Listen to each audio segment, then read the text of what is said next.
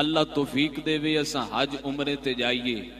तो सानू उस हज उमरे की कबूलियत की गारंटी नहीं होती कि वह कबूल होया कि नहीं होया। अगरचे इतना सफर करके जाइए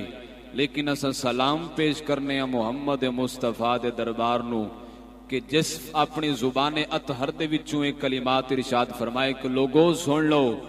अगर कोई बंदा अपने प्यो नू हस के वेखे ते अल्लाह मकबूल हज दा सवाब अता फरमाना है।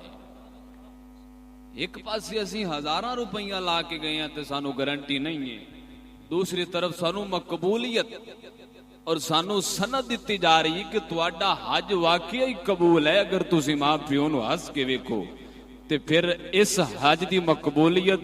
तो महरूमियत दा उन्हां लोगां नू पिछो जिन्हां दे बाप अज दुनिया।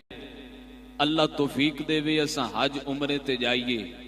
तो सानू उस हज उमरे की कबूलियत